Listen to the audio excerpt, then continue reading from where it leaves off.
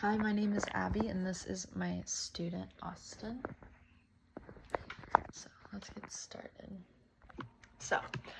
Hello everyone. Today we're going to explore watercolor painting techniques and how artists use water and pigment to create different effects.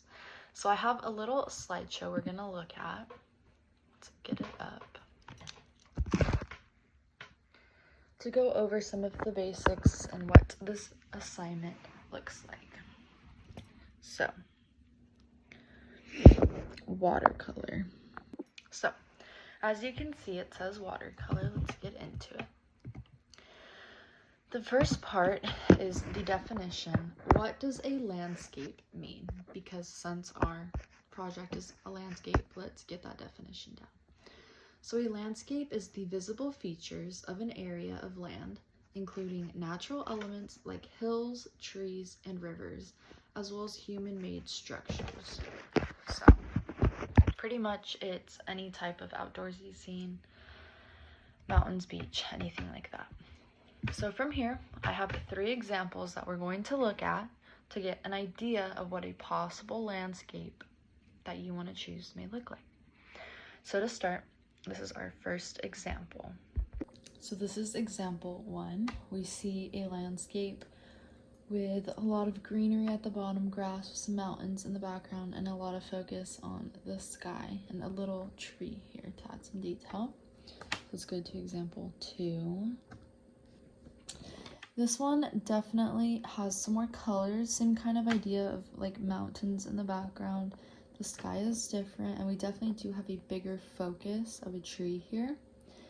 But yeah, definitely, let's go back. Let me see if I can go back to the sky and land here have big portions compared to here, because I feel there's more focus with this middle stuff. But this is also a possible one. This is a little more advanced, but that's okay. And this is the third one. So as we can see here, the bottom has a lot of space, like another mountain. I feel like mountain's a very common theme here. But they added a little flowing river for it. But pretty much we're just trying to find some type of scenery that you can have at the base, the sky, and your middle piece, a mountain, the beach, a water, whatever you want it to be. Alright, so from those examples, I have some questions. So we are going to use example number 1. Does everybody have that? Yes. Perfect. So, what do you notice about how the paint looks in example 1? Do you have any ideas? It looks like it's light paint, and well, there's also a mixture of light and dark paint in different places. That's a good observation. Where would you say you see the dark areas? Well, there's some in the middle, the dark grass. Definitely more in the middle. Yeah, definitely in the midpoint, because the sky and ground are definitely lighter. That's a good observation. So, do you see any areas where the paint kind of looks soft or blurry? Yeah, the bottom or the left corner, the Yeah. left cornerish, the top left. I don't know if that's just 'cause it's clouds, and maybe the bottom right corner. Yeah. And with this example, do you think there are any areas that may look more detailed than other areas? Probably the tree and the sky. Yeah, the tree is definitely a lot more detailed. When it comes to grasses or skies, you need necessarily one color and it's just trying to cover the entire expanse, whereas a tree, you have more focused areas, so that would make sense. So these differences actually come from how artists use water and paint together. Okay. And today you're going to try that yourselves. But before we get into that, we are going to go over some vocabulary and understanding how, when an artist uses water and paint together, how it creates what it creates. How in a painting, some areas may look more detailed, how some areas may be really soft and blurry, and all those things. So So I'm going to go over some basic vocab, and then we're going to go back into the Google Slides, the slideshow where I have some visual examples. So first off, when the paint looks light and see-through, which you will see an example, we call that transparency. When we paint a light layer of color across the paper, that's called a wash. And when we build colors on top of one another, that is called layering. Again, I don't expect you to memorize these as you're just learning them, but when you practice them, that is when you're going to learn them. So let's go back to the presentation so you can visually see this now before we even practice. So these are some of the examples that we have. We have wet on wet, a dry brush, a wash. We won't be using any of this. Honestly, these are the main three, is the wet on wet, dry brush, and wash. Let's see. What can you notice when we look at this dry brush from this wet on wet? The dry brush looks a lot more defined, I guess. Yeah. And the other one kind of looks smudgy. Yeah, kind of splotchy. Okay, good observation. So first I'm going to show you a couple of techniques before I go ahead and let you guys practice. So for this, we have our watercolors. We have our watercolor paintbrushes. And most importantly, our paper to be able to do this. So let's go ahead and open this. And we're going to use this. So the first one we're going to do is called wet on wet. So let's write this out.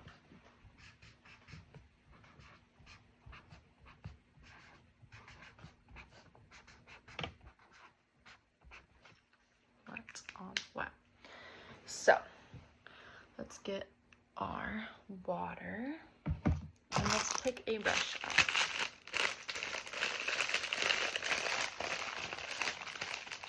For right now, I'm going to use something easy and simple, a little brush. So for wet on wet, I'm going to start by adding water to the paper first. So what is our first step? Water. Water to what? The paper. So we're going to add water onto the paper first. So we're going to have a wet brush, and we're just going to kind of stroke it back and forth on the paper. You're going to what? Like so. So once your paper, it develops kind of a darker color because it is wet, that's when you'll stop. You don't want it to be soaking wet. You just need a little bit of water. And then we're going to add some paint. So let's open this up. Does anybody have a color that they would like to see in this example? Red or purple? Okay, we will go on with red. My paper, I'm going to move up my paper because I was not ready. And from here, we're going to grab we're going to do purple.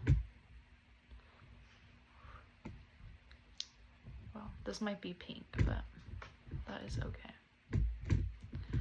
We're going to load our paintbrush with paint. So what is the second step? Load the paintbrush with paint. And we're just going to drop it onto the water, like so. And this is kind of what wet on wet looks like. So it's really wet. So this is when we drop it on. It kind of creates that splotchy look that we saw in one of the examples. So what exactly do you notice per se when you see this? Does it remind you of anything? Probably like the slide, it kind of just is blurry. Yeah, blurry. That's a really good point I'm going to jot that down.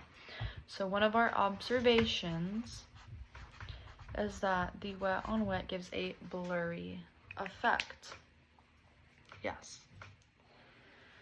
Now, so the paint spreads out and it looks really soft almost. Would you say it kind of reminds me of like a little pom-pom ball? Yeah, or like a red cloud. Like a cloud. Yeah, so we're gonna write soft. These are key words we are going to use to remember what wet on wet is. So this is called wet on wet. Now, for the next one, we are going to do wet on dry.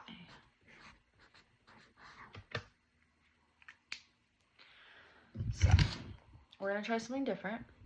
And this time, do you remember what the first step for wet on wet is? Wasn't it wet the paper? Correct. So, for wet on dry, this time our first step is to make sure your paper is dry. We do not want it wet. What do we not want our paper? Wet. Good. So, we are going to show this. So, wet on dry is simply, and clean our brush. Okay. What color should we do this time? Probably purple. Purple. Okay. We're going to get our brush and get it a little wet. And we're going to grab our color.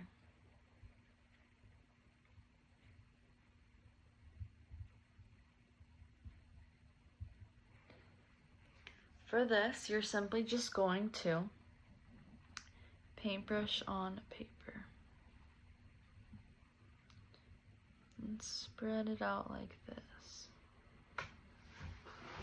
Spreading very easily. And as we can see from this, a little bit of paint or pigment goes a long way. And as you guys kind of see, you're seeing two different shades, which we will get into what that means next. So do not focus on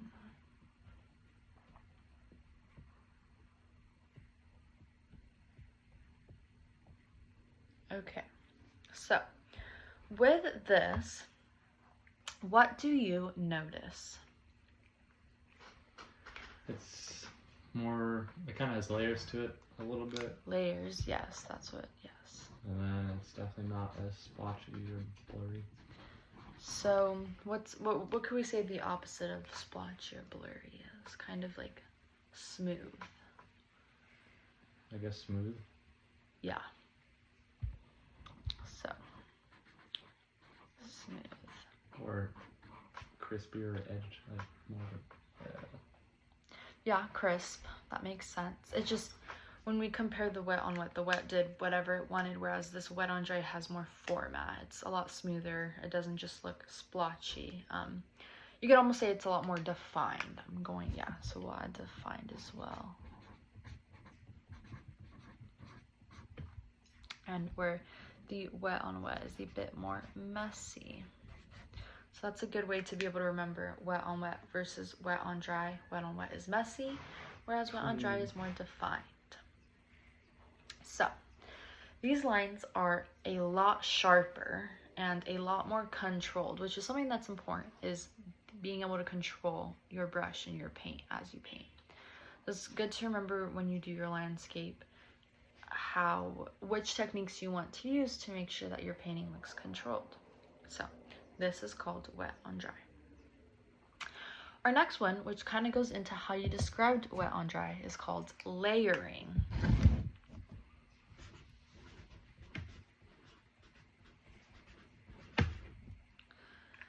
Does anybody know what layering is? If not, totally okay. Does anybody? Do you have an idea?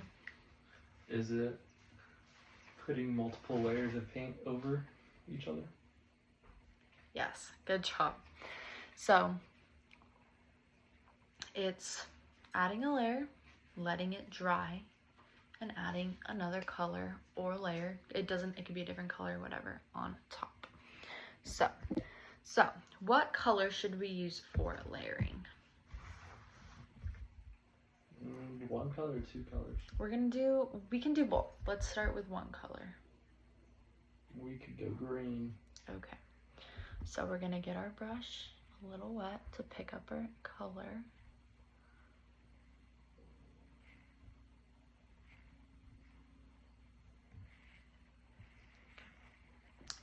We are going to add one layer like this. Now, we will have to wait for this to dry, so for the two color one, we can start that one now. We'll do green as well, since we have that color available.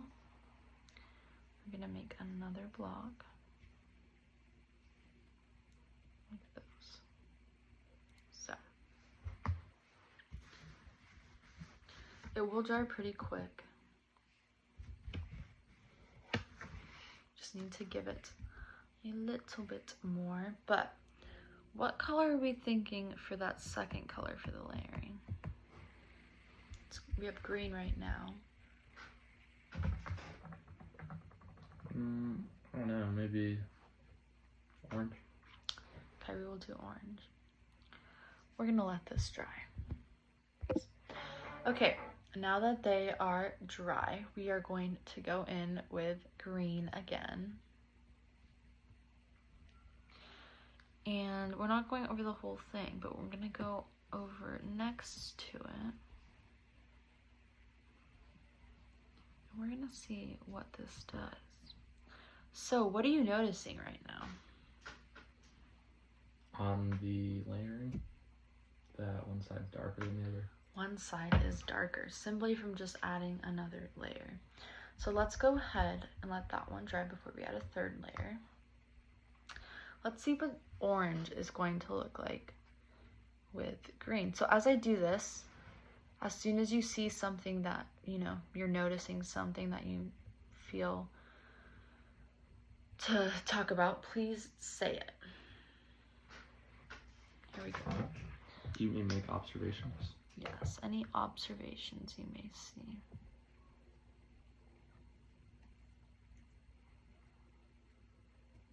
Looks like it's mixing kind of. It does definitely want to mix a little bit, yes. But we do see the undertones, and it does kind of take over the color a little bit. So that's something to keep in mind, is that say you want to layer two different colors in your landscape painting, that if you have a powerful color with a weak color, this powerful color kind of might overtake it or might kind of blend into one another. So that's something to keep in mind. So with this double color one, what do we notice? Let's go back to that. It looks like it blended. Blended, yeah. It doesn't look darker on one side. And it's not like this first one where there's like two shades. Yeah, it's not darker on one side. Yes, so not what, they're both still pretty light themselves. Yeah. And what do we notice about this first layering with the same color? It looks pretty solid. Solid. Anything else? Darker, lighter. So now we do have two different shades.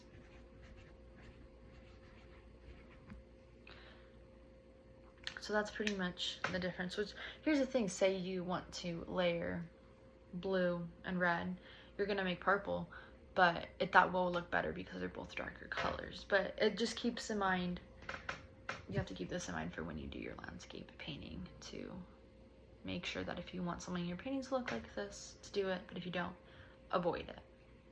So this is what we call layering, and this is what helps create depth in a painting. So say you wanted to do something like this, it can be for something for depth, just as this, you know, you want to do a tree, but you want to show shadows of the tree and the light coming in at an angle. You're going to have light green and dark greens, which by doing that you're layering the tree.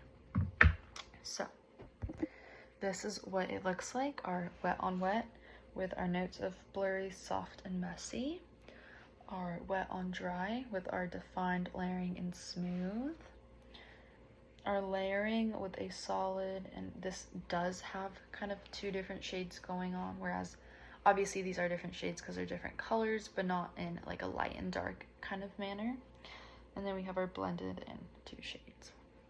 So these are our examples that we want to try to remember, and we can use these for our landscape painting. So these are gonna stay up so that you can see them for any examples you need. Okay. So now it's your turn to try. So I am going to pass around some papers.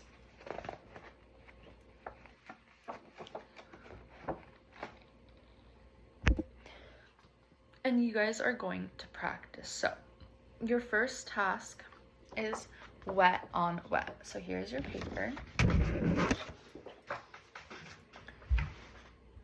And you are going to have your brush, your color, and your water. Can I choose my brush? Of course. So, some important things to remember is when we do wet on wet, we want to add the water first. And what do we do after the water? What do we do after? You add water to the paper. Yes, so once the paper has water, and then we're going to pick up our paint, and what do we do with the paint? Do we dip it back in the water, or do we add it to the paper? Dip it in the water, and I think you put it on the water that you painted on the paper, Yes. correct? Or no? So, while you are doing this, I would like you to pay attention to how the paint moves. So go ahead. So we're doing wet on wet. Good job. So, what do you notice happening as you add the paint onto the water? It's almost like not staying. It's not staying? Kind of is, but it's not like solid. Yes, cloudy. it's not. Yes, it's cloudy.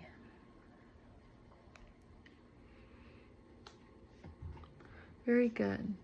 Now I'm going to ask you, we're going to try something. I want you to add water. And I want On top of my paint? On top of your paint. And So I want water, you to pink water. go, you can rinse it out. You're going to get a wet paintbrush and add it on top. And I want you to tell me what changes you see. If you see any. It's kind of getting like lighter, a little washed out. Yeah. It lightens it. So that's something to keep in mind. Is when we add more water to our paint, it is going to lighten it, versus having our paint adding more paint is going to darken it. So good job. Now we are going to try wet on dry. Do we remember the steps for wet on dry? Just paint. Just paint, yeah, pretty much. So go ahead and pick a color. And let's see.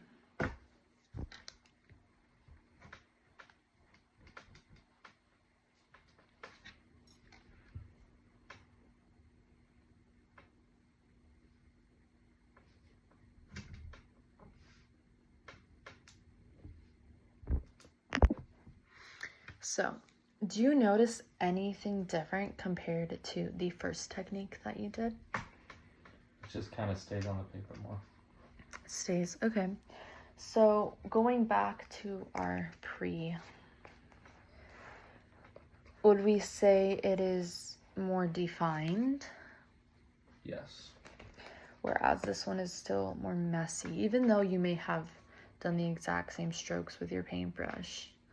This one tends to look a little bit more messier due to the water. Good observation. Very nice. Looks really good. If you would like to label them, go ahead. But lastly, now that you're done, we are going to do layering. Do you remember how to do layering? Don't you have to let it dry and stuff? Yes. Or no? Yes, so go ahead and pick your color.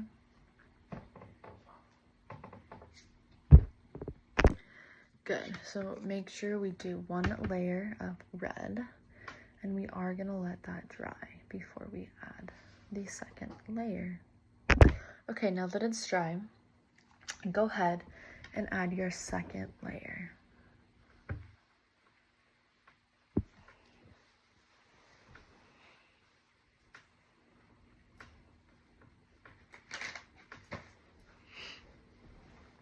Yes, so what are you noticing? It's darker. Darker. So we have that kind of two shades going on where one is lighter and one is darker. Very good. Very good. Okay, so now that we have those 3 techniques down, because you did really well, let's pause for a second. Which technique felt easier for you? Wet on wet or wet on dry? Wet on dry. And why is that? Because I didn't have to wet it first. I just got to paint when I wanted to paint. So your reasoning is just being able to paint right away instead of... And it looks better. It does. Okay, okay. That is good. And what did you notice about how water affected your painting, either adding or having water before you painted or adding water after you already had paint? What did you notice? Did it affect your painting? Did it change it? I thought it changed it, but now that I look at it, it almost kind of still looks smudgy and not really changed. It just looks very cloudy. On wet, it will look like that, but say you want to add water. If you want to do this, add water to your wet on dry and see how it changes it. It's going to make it look a little lighter and spread the paint out more. So today you experimented like a real artist. You used trial and error to see what works. Next, you would use these techniques to create a full landscape painting. So now that we have these techniques down, when you do your landscape painting, you're going to be a pro and you know techniques to use to be able to create your base. That can be water, that can be grass. We can do layering for that. We can do wet on wet to kind of create this water look. And then for the sky, you can again use any of these techniques to give depth or texture to the sky. So that is all.